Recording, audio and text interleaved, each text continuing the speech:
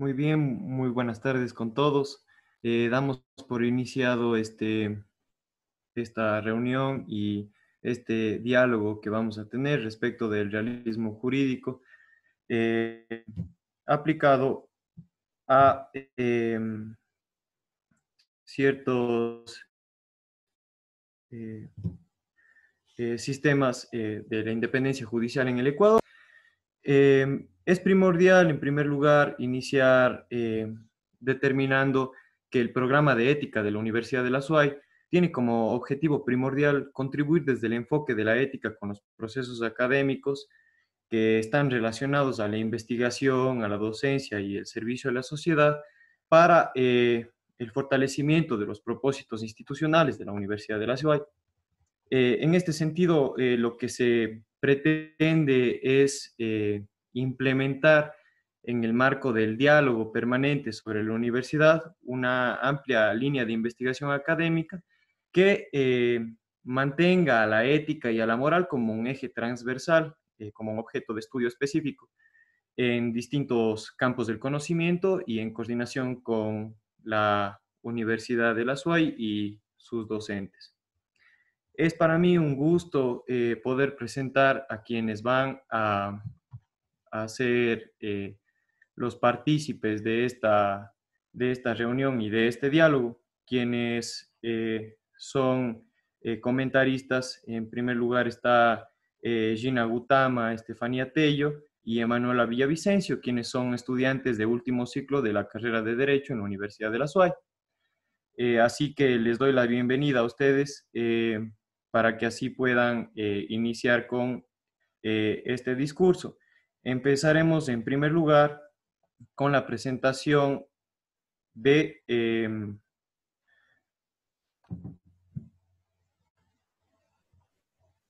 de Manuela Villavicencio, si no estoy mal.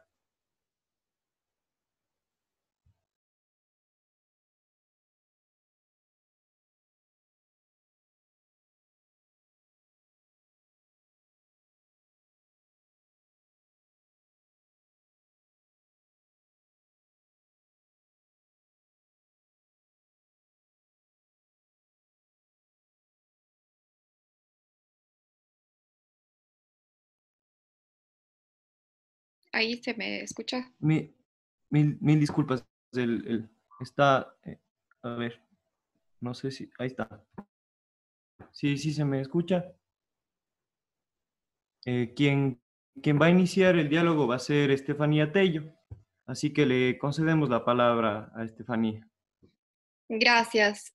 ¿Se me escucha ahí?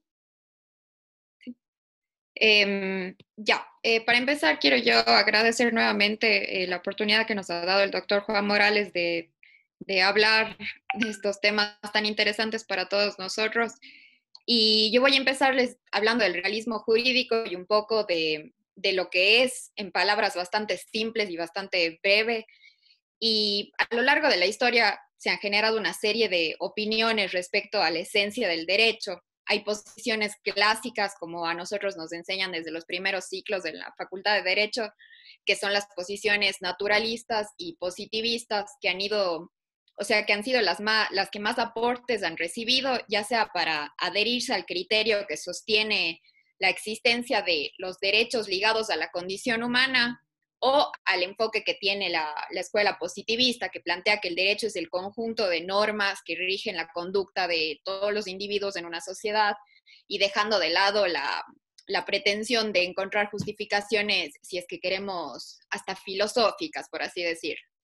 Mientras que el realismo jurídico, que es el tema central de esta charla que les queremos dar hoy, está dentro de una corriente más sociologista, en la cual lo que prima o lo que debe regir a esta corriente es la eficacia que tenga la norma o el derecho.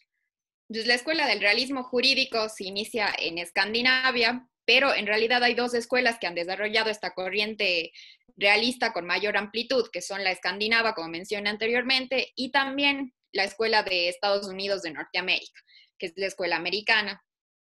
Lo que tratan básicamente es dar una especie de explicación de cómo opera el derecho en la práctica.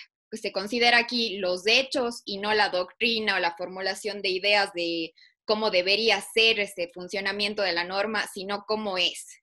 Y se tiene la pretensión de describir al sistema jurídico desde una mirada puramente objetiva. Entonces, lo que se trata aquí es de evitar todas las justificaciones dogmáticas o filosóficas, como mencioné anteriormente. En Ecuador específicamente, el realismo jurídico llega a plantear que todos los elementos que están conformando el sistema de administración de justicia, que es como nosotros lo conocemos, sirven para que la cultura predominante o la cultura que esté en ese momento específico sea la que prime o la que tenga mayor valor, porque como sabemos la sociedad va cambiando y por lo tanto la cultura de las personas va cambiando junto con la sociedad. Entonces el realismo lo que quiere es que sea eficaz para el momento específico, que prime esa cultura del momento, de la época en la que estemos hablando. Entonces, sería la identidad social que está compuesta por determinados valores o creencias o ideas de cómo debe ser la vida en sociedad, la que determina las decisiones judiciales. Los precedentes, la letra de la ley o la estructura jurídica estarían simplemente o siempre al servicio de la cultura que haya en ese momento específico, como mencioné anteriormente. Tanto las cosas y mucho más las personas y las relaciones que tienen estas personas van cambiando según las situaciones que se vayan presentando en uno o en otro lugar. La materia en la que se trata o la que intenta tratar el realismo jurídico es compleja, porque las personas como tal son complejas y es imposible determinarles o definirles definitivamente sin que existan cambios o alteraciones después por una u otra circunstancia que se llegue a presentar en la sociedad. Por eso es que no pueden haber conceptos rígidos, dice el realismo jurídico, o totalmente exactos. El derecho hoy en día debe ser entendido como un mecanismo de apoyo al desarrollo de la individualidad y de la realidad social de cada pueblo. Se debe partir del respeto por las culturas que son complejas, como mencioné anteriormente, y no únicamente desde esa dogmática jurídica tradicional que es la que está implementada al menos en nuestro país. También es claro que debemos contar con marcos jurídicos que sean extensos, que sean vastos, que sean incluyentes además, que sean ricos en contenido, pero es la libertad individual, la educación que tengamos como sociedad y la ética sobre todas las cosas lo que debe prevalecer para que se pueda llevar a cabo, para que puedan ser eficaces todas estas normas, por más que se presenten o por más que se ajusten a la realidad actual o a la cultura en la cual nos vamos a o queremos implementar alguna norma, tiene que hacerlo mediante la ética y mediante la educación cultural que tengamos. Entonces, obviamente debemos comprender y prever el escenario de complejidad que se presenta y del cambio por el cual todas las culturas o sociedades pasan. Gracias a ese cambio se deben construir permanentemente las condiciones de vida, ya sea de un lugar o de otro. Hay autores como Al Ross que dicen que si la ciencia jurídica quiere ser realista, debe prescindir de los factores puramente emocionales o mágicos que a veces dominan una u otras sociedades. La ciencia jurídica debe centrarse en el análisis frío, objetivo y rigurosamente científico de la realidad del derecho, de cómo actúa o cómo afecta a una sociedad en cada realidad que ella tenga. El mismo autor dice que no se refiere a la obligatoriedad o a la fuerza vinculante que puedan llegar a tener las normas, sino a la idoneidad o la capacidad que tienen esas normas para influir sobre el comportamiento de los administradores de justicia. Entonces, las normas son un conjunto de directrices para estos administradores de justicia y la prueba de la validez de estas normas se encuentra en la previsión que estos jueces o que estos administradores de justicia actúen a la realidad conforme esas directrices que serían las normas como nosotros las conocemos hoy en día. Entonces, esa es una breve explicación de lo que se considera el realismo jurídico en general y lo que se le considera en Ecuador como tal. Siguiendo de esto, paso la palabra a mi compañera Emanuela Villavicencio, que nos aclarará un poco más de temas respecto de la independencia judicial. Muchas gracias.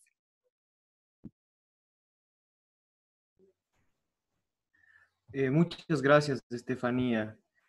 Creo que para todos ha sido sumamente importante tu actuación y tu discurso.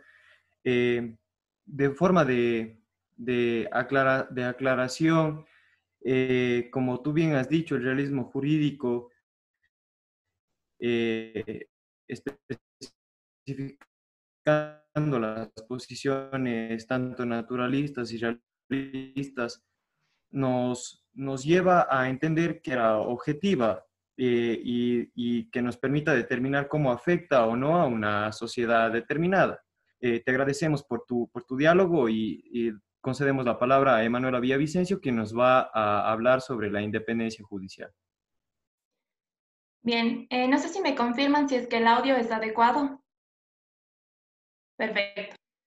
Primero que nada, buenas tardes con todos y todas los presentes. Antes de iniciar la exposición, realmente me gustaría agradecer y sobre todo resaltar el aporte que realiza el programa de ética de la Universidad de la SUAY, porque considero que mediante la realización de esta serie de conferencias realmente ha sido posible que podamos evidenciar y colocar sobre la mesa del debate diferentes situaciones que están latentes en nuestra sociedad y precisamente los temas que hoy hemos traído a colación son situaciones que no están para nada lejanas a lo que vive el Ecuador en estos días.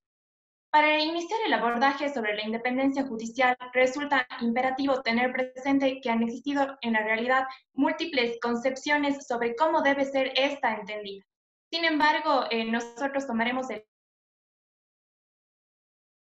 conceptual al hecho de que la judicatura debe ser inmune de injerencias de poderes políticos como de poderes extrapolíticos. De ello, entonces, podemos asentir nosotros que la independencia judicial se refiere sobre todo a la autonomía del órgano judicial en dos situaciones, tanto para emitir como para tomar decisiones, y siempre que los casos sean sometidos a su competencia, sin tomar en cuenta obviamente los puntos de vista de otras ramas del poder, y con esto nos referimos a que debe existir una independencia de tipo sustantivo. En consonancia también debe posibilitar la armonía social e institucional, y con esto hacemos referencia a que debe existir una independencia de tipo estructural.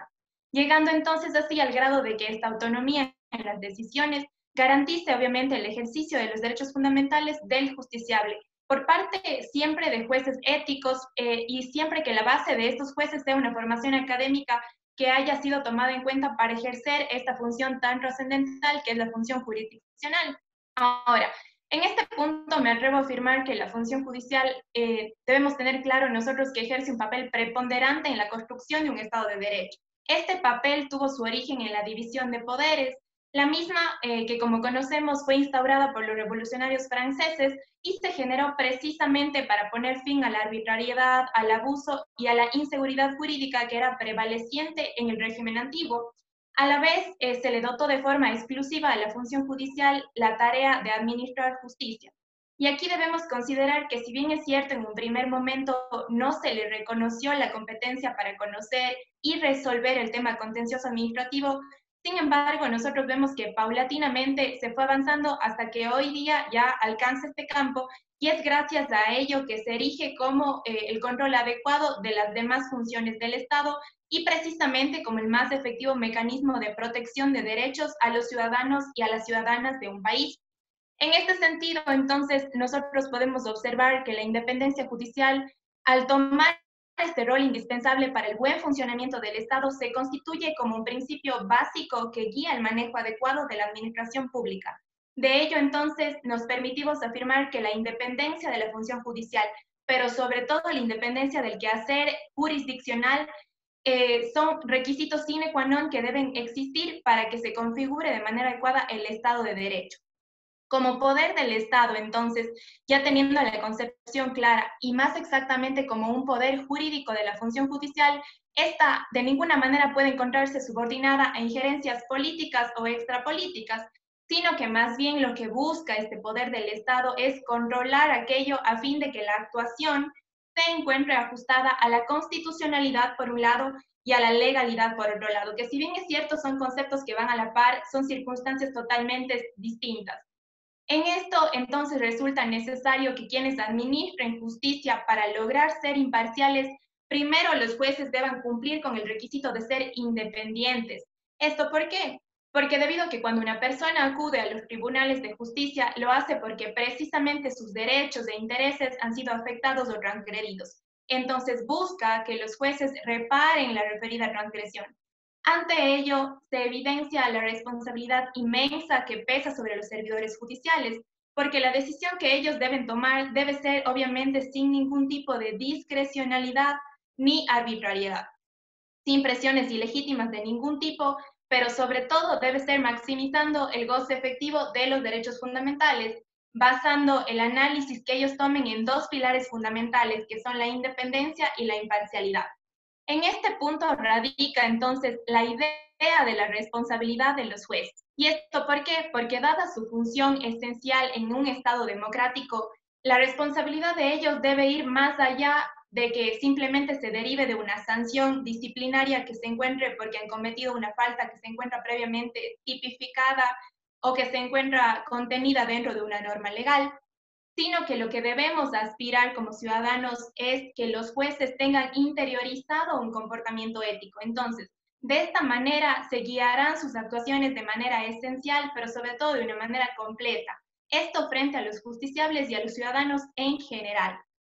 Es por ello nosotros que como grupo y como estudiantes de Derecho consideramos esencial que sea recogido en un código los principios éticos y básicos que deban ser asumidos y aceptados voluntariamente por los jueces, ya que de esta manera se van a poder mostrar hacia los ciudadanos y creemos que realmente esta es una necesidad real, pero sobre todo es un objetivo que debemos cumplir en nuestro país.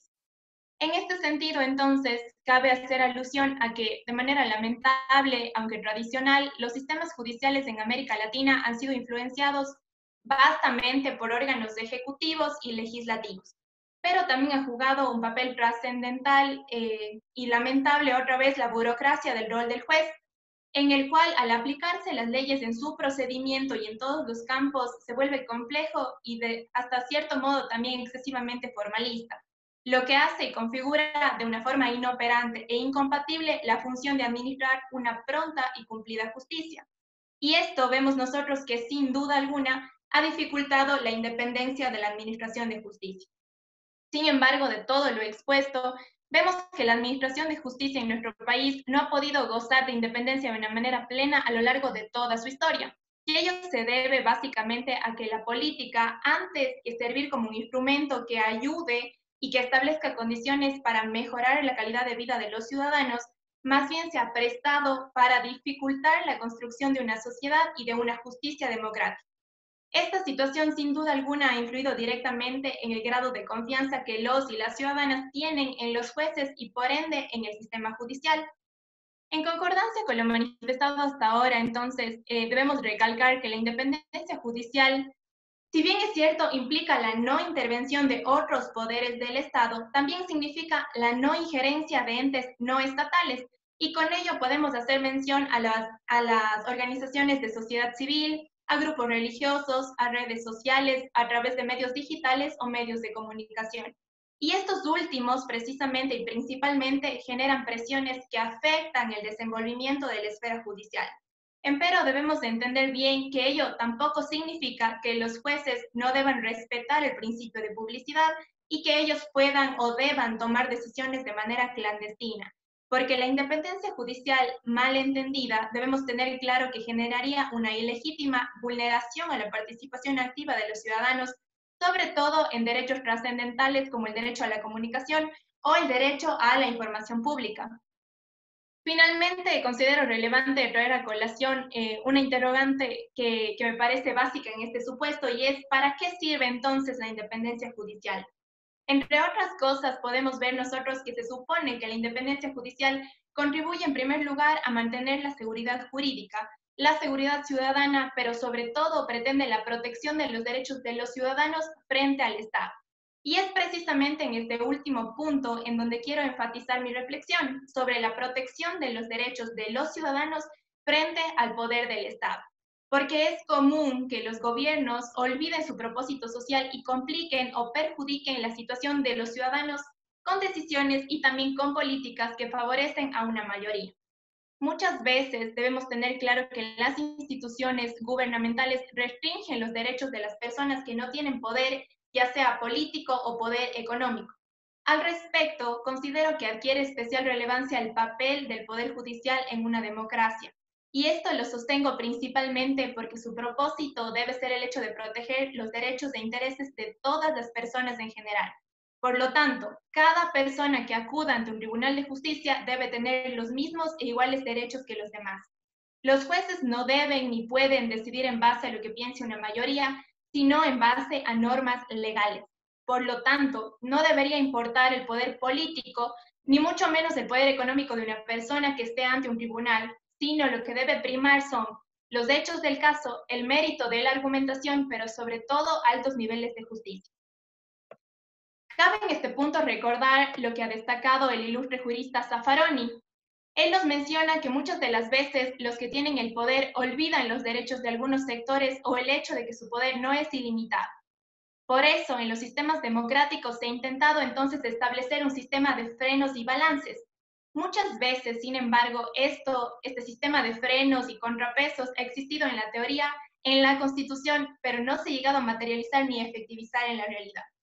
Ejemplo de ello es que en los años 80 muchos países en América Latina se caracterizaban por tener, obviamente, un poder judicial que estaba sumiso a los poderes políticos, al ejecutivo o al poder legislativo. Y estos poderes tenían incluso la responsabilidad sobre los nombramientos, sobre la permanencia en el cargo e incluso sobre los presupuestos de la función judicial. En varios países, incluso el periodo de los magistrados de las distintas Cortes Supremas y a veces el periodo de los demás jueces coincidía supuestamente con los periodos presidenciales. Por lo tanto, no era sorprendente que las Cortes Supremas frecuentemente se encontraran bajo el control de un determinado partido político. Y esto, por ser instituciones fuertemente jerárquicas, resulta que la falta de independencia de los miembros de la Corte Suprema se traduce en una falta de independencia de los jueces jerárquicos inferiores.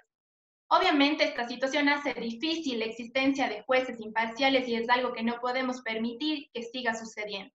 Concluyendo de esta manera el tema expuesto en esta tarde, me permito afirmar que en el Ecuador, hoy por hoy la reivindicación del principio de independencia judicial se vuelve más imperioso todavía, principalmente porque una función judicial que no sufre ilegítimas intervenciones es un paso principal y primordial para que, de manera conjunta con otras condiciones, se pueda lograr hacer efectivo el derecho de todos los ciudadanos para confiar en que la situación de sus conflictos o sus demandas sociales van a ser atendidas por jueces y por juezas que tienen como misión principal y única concretar importantes fines constitucionales, pero sobre todo democráticos y humanos. Eso es todo.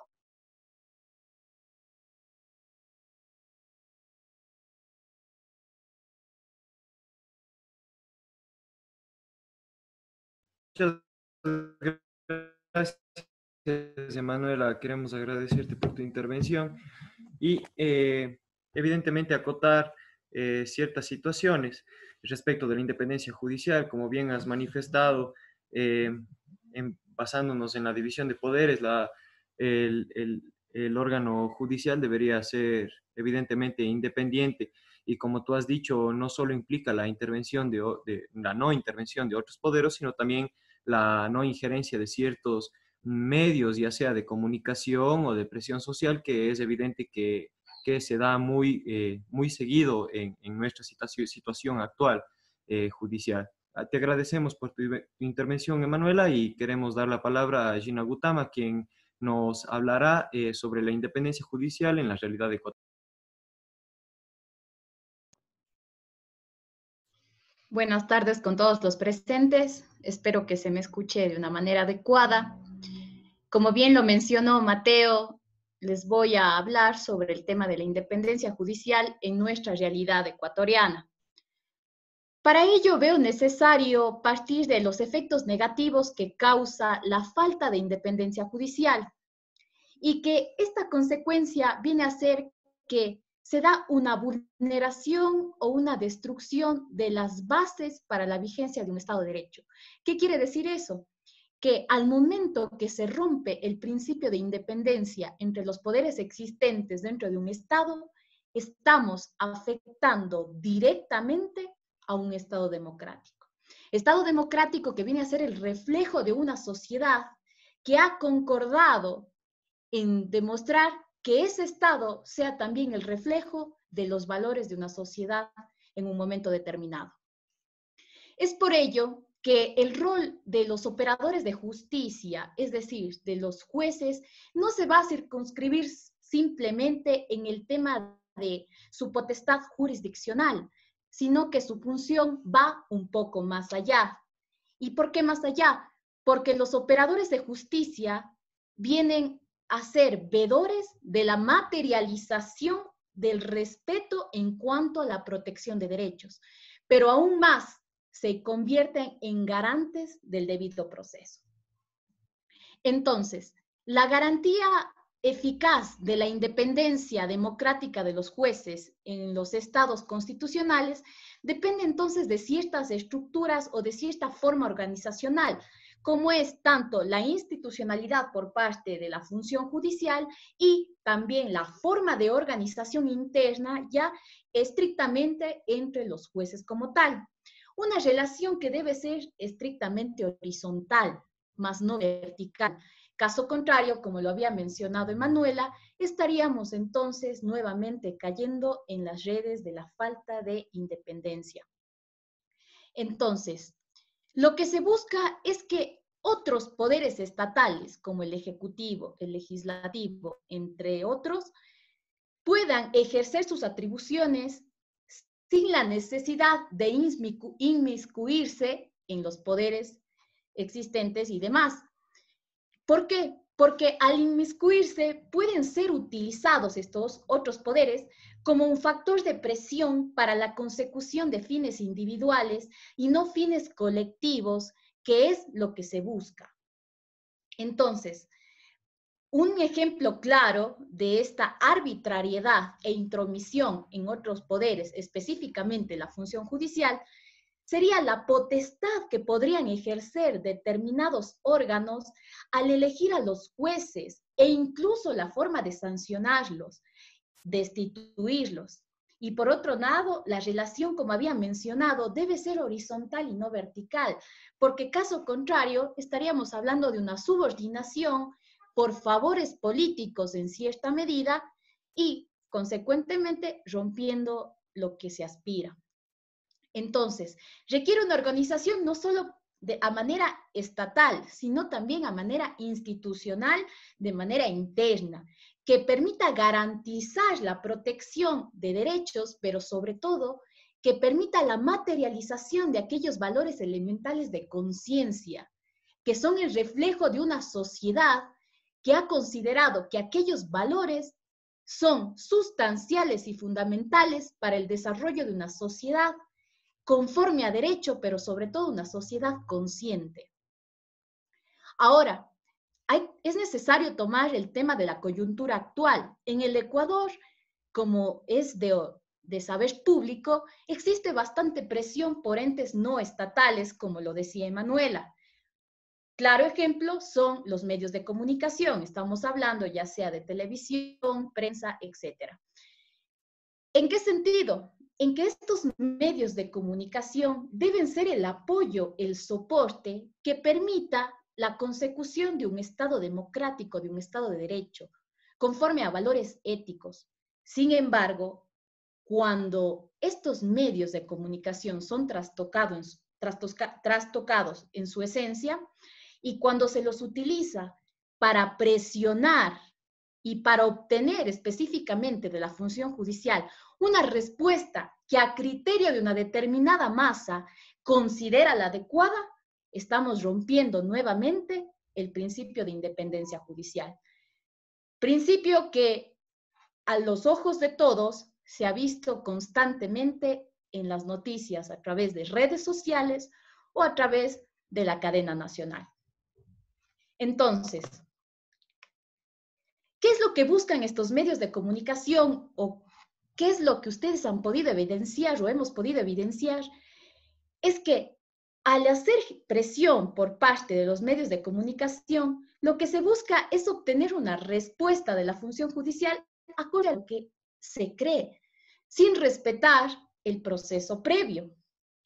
Y una vez más, y en caso de que no respondan a sus intereses, utilizar esa falta de respuesta como una forma de agredirlos después por no haber cumplido con aquello que deseaban, es decir, una respuesta acorde a sus intereses y no acorde a derecho como debería serlo.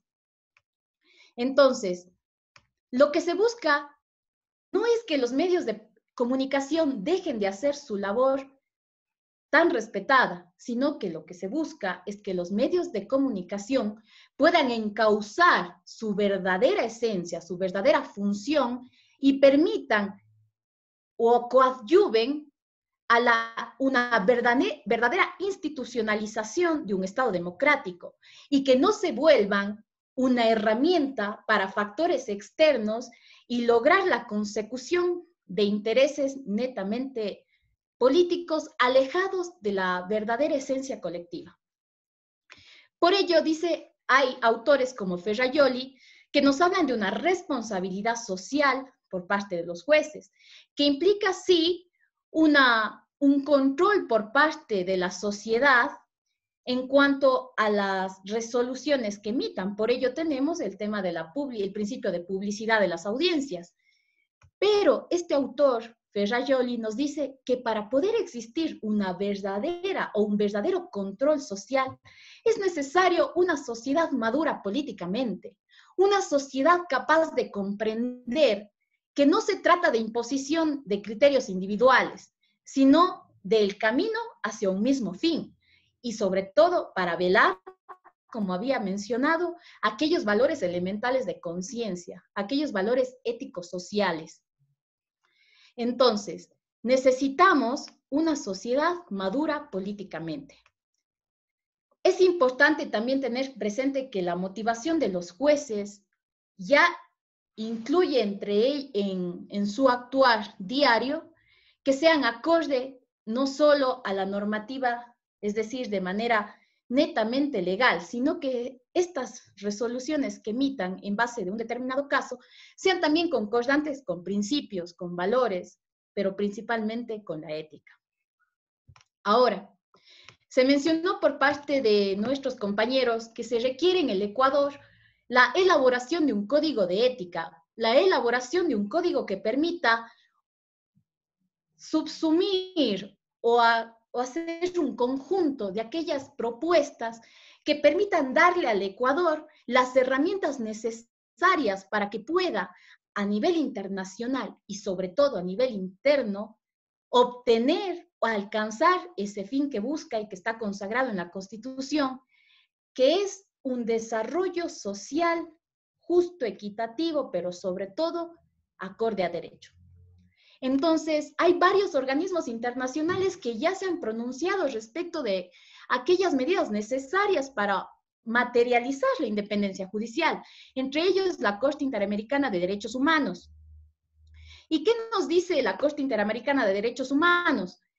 Entre las varias herramientas que les da a los Estados miembros, son entre ellos, primero, que se debe garantizar la participación de actores y grupos diversos de la sociedad, especialmente asegurando la igualdad de participación entre aquellos grupos considerados históricamente como vulnerables. Un ejemplo de ellos, la igualdad en participación en cuanto a las mujeres y otros grupos culturales. Una segunda herramienta para fortalecer la independencia judicial es generar procesos que realmente permitan el control y una revisión objetiva de quienes aspiran a la función judicial. ¿Y a qué me refiero con un proceso que permite el control y la revisión objetiva? Me refiero a un control respecto a los méritos profesionales. Es decir, evitar la discrecionalidad de las personas u órganos que intervienen en la selección. Es lo que se busca, crear un proceso transparente, un proceso donde la participación social entra, pero hacer un tema de control netamente objetivo, alejado de temas subjetivos o intereses políticos. Otra tercera herramienta sería establecer aquellas salvaguardas para que los procesos de selección no sean realizados en base de intereses particulares o partidarios, que van a socavar a medidas cuenta lo que es la independencia judicial. Una cuarta herramienta para esta propuesta de un código de ética que permita materializar la independencia judicial son que los procesos de selección deban estar abiertos al escrutinio público o al escrutinio de los sectores sociales. Esto es lo que nos dice la CIDH.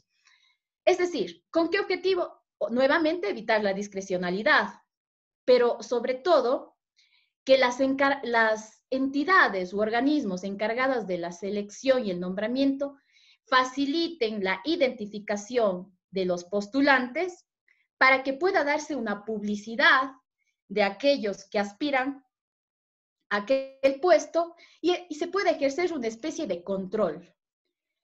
Y finalmente nos dice también la CIDH que se requiere el fortalecimiento de la publicidad con el objeto de generar transparencia en cada etapa de los procesos de selección de quienes van a formar parte de la función judicial.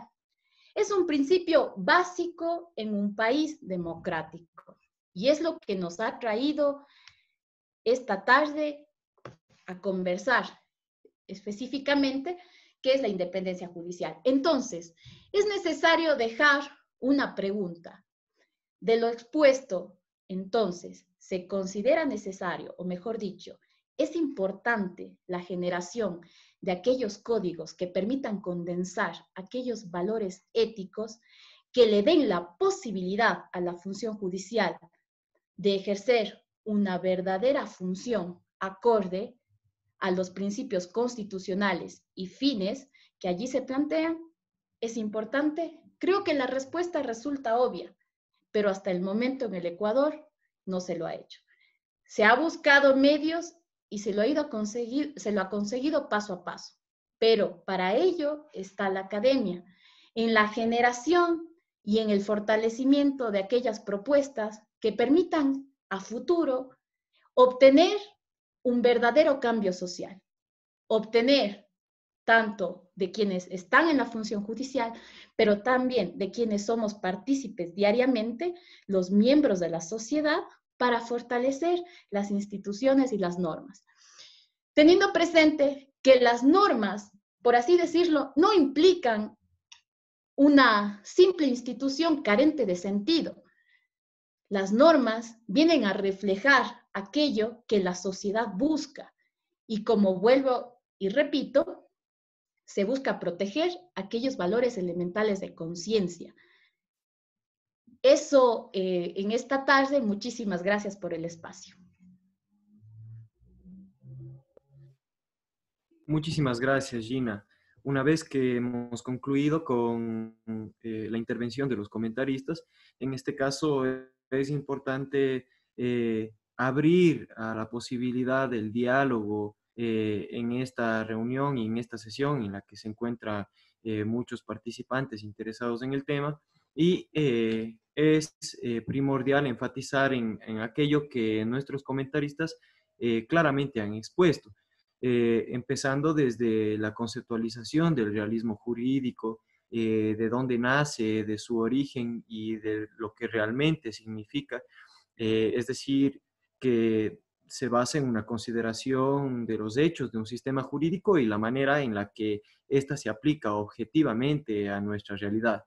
También ha sido importante enfatizar en este realismo jurídico basándonos en la independencia judicial o ese principio de independencia judicial que rige en nuestro sistema jurídico, a fin de verificar a ciencia cierta y a raíz de los hechos la existencia o no de esta independencia judicial y la aplicación o no de este principio.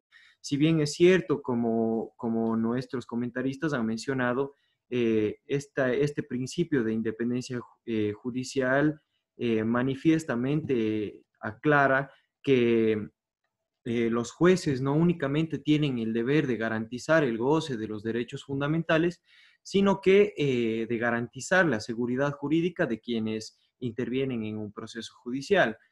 Si bien es cierto, ciertas circunstancias que se dan en nuestra coyuntura social no han permitido evidenciar una total independencia judicial, como han manifestado nuestros comentaristas, y es importante dialogar sobre estos temas para generar o promover en sí una influencia que permita buscar o alcanzar esa tan anhelada independencia judicial. Por lo tanto, como hemos dicho, posibilidad de cualquier pregunta, de cualquier comentario y que nos permita participar y dialogar entre todos nosotros respecto al tema.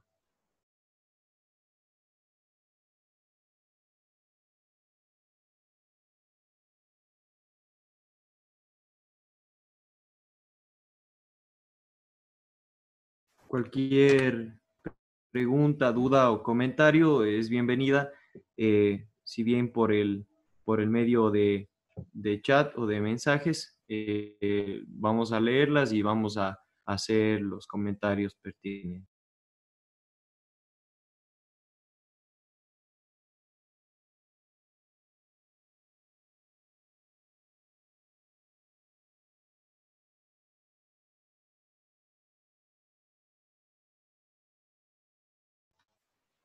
En caso de no haber preguntas, no sé si de alguna manera los comentaristas gustarían dialogar un poco al respecto o si no, caso contrario, daríamos por terminada la intervención.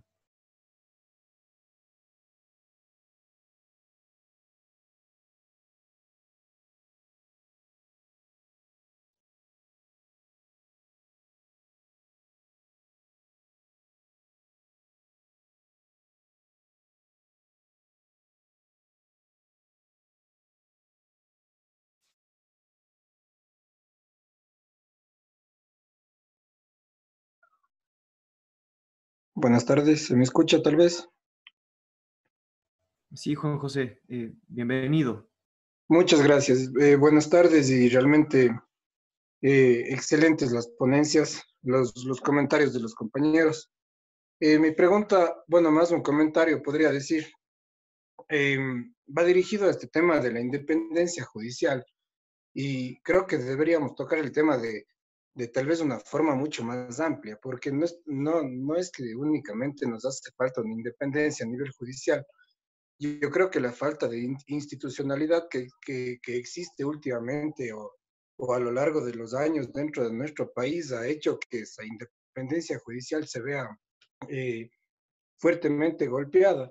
El hecho de que haya funcionarios públicos que opinen sobre funciones de otros, el hecho de que haya funcionarios que presionen a otros para que resuelvan de una u otra manera, me parece que no únicamente rompe con esto de la independencia judicial, sino que tiene un fuerte arraigo con esto de la institucionalidad también. Entonces, me gustaría conocer la postura de los panelistas respecto de lo mencionado de la institucionalidad y la independencia al mismo tiempo. Muchas gracias.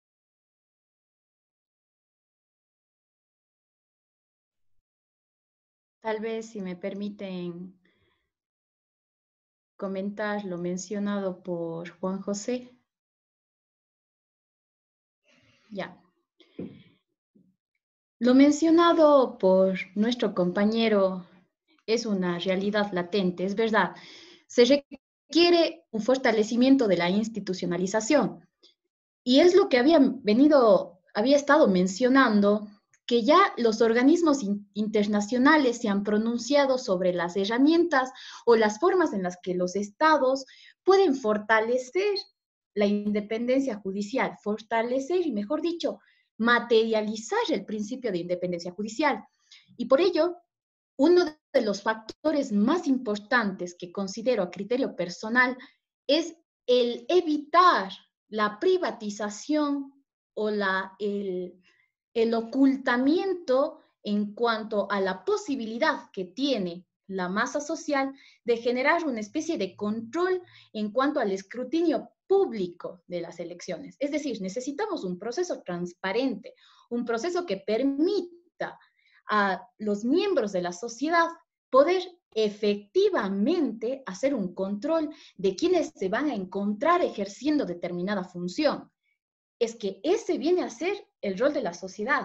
No es el rol de una sociedad pasiva, es el rol de una sociedad activa y comprometida con la vigencia de la ética.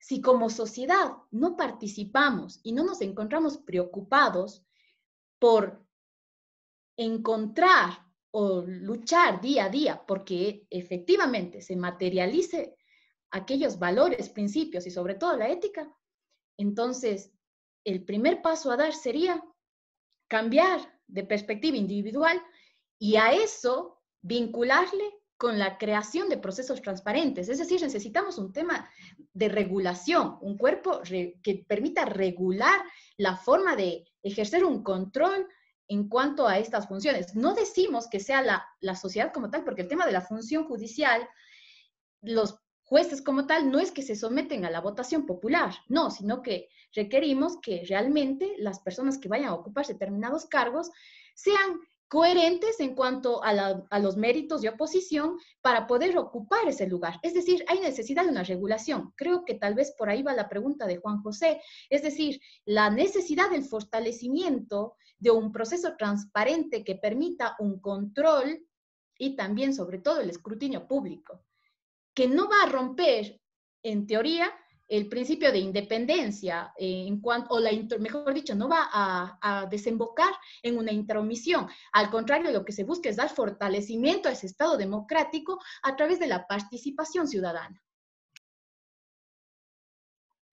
Sí, yo algo súper breve, porque en realidad estoy bastante de acuerdo con lo que dijo Juan José. Yo creo que si es que desde un inicio no se pone como, no quiero decirlo control, sino como unos lineamientos fijados en siempre la honestidad, la ética, que al final lo único que, o lo que todos queremos es llegar al fin máximo, que es la justicia. Si es que desde un inicio, si es que en las bases no se establecen ya esos lineamientos, es obvio que la administración de justicia o que no va a existir una independencia judicial. O sea, si es que empieza mal, va a ir por ese mismo camino. Entonces yo creo que eso es como la realidad o lo que está pasando, al menos ahora que vemos tantas noticias como Juan José mencionó, que es de eso, que empezó mal y por la situación en la que estamos pasando también es que se está evidenciando algo que tal vez todos sabíamos, pero que no decíamos. Entonces yo concuerdo con Gina también, que empieza desde nosotros ese cambio, desde nosotros el establecer los lineamientos éticos en los cuales queremos desempeñarnos como sociedad. Nada más de eso quería yo comentar. Gracias. Bueno, a manera de una condensación de lo que han dicho mis compañeras que me han precedido en la palabra, yo sí considero importante, obviamente, coincidiendo con sus puntos de vista, que también es trascendental aquí el papel que juega la teoría de la separación de poderes, ¿no? Porque está íntimamente ligada con la independencia de la función judicial, porque si bien es cierto, esta fue creada para evitar la arbitrariedad y la discrecionalidad y el abuso, esto simplemente pasó de evitar la discrecionalidad de un grupo para permitir la discrecionalidad de otro, lo cual no es lo correcto ni es lo adecuado. Entonces, en este punto, considero importante que si bien es cierto, también como mencionaba Gina, la actuación del Poder Ejecutivo, del Poder Legislativo se ve legitimada porque obviamente han sido electos por elección popular, por la votación de los y las ciudadanas. Sin embargo, la legitimación de la actuación de los jueces no nace de la misma fuente que los otros poderes del Estado, sino que la legitimación de su actuación nace precisamente de los criterios constitucionales y democráticos en los que funden sus decisiones, ¿no? Porque no es que nosotros acudimos a las urnas a votar por un determinado o una determinada juez. Entonces es importante mantener y tener claros esos criterios constitucionales y democráticos. Por otro lado, también considero que sí es un objetivo necesario el hecho de condensar un código de ética, pero un código que sea realmente valedero, que no se quede en papel, sino que se llegue a materializar y profundizar. Y es aquí precisamente en donde es clave y trascendental la actuación y el rol académico que cumplimos nosotros. Y es a lo que hago una llamada a todos los que estamos presentes, que no solamente nuestra intervención se quede en palabras o incidir de una manera indirecta, sino que realmente nos inmiscuyamos y que formemos parte de un cambio y generemos ideas, generemos academia, generemos opinión profunda. De esta forma, entonces, creo que el control que podríamos realizar hacia las decisiones judiciales no se trata de un control de tipo para nada vertical, sino más bien es un control interparte, sino un control de tipo horizontal. Entonces, creo que es importante que estos espacios, a pesar de que sean virtuales, sirvan como semilla y como germen para que nosotros creemos academia y generemos ideas y de esta forma lleguemos a presentar algún tipo de proyecto y condensemos así un código de ética. Eso y agradecer la oportunidad de participar.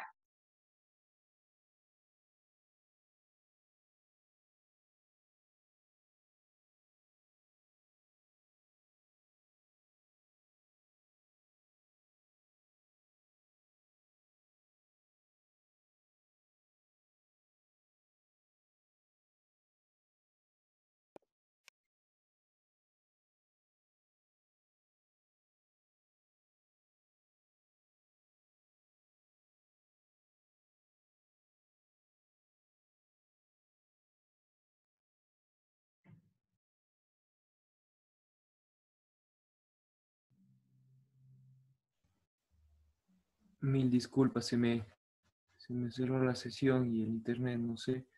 Bueno, previo a dar por terminado esta reunión, es primordial agradecerle al doctor Juan Morales por la oportunidad de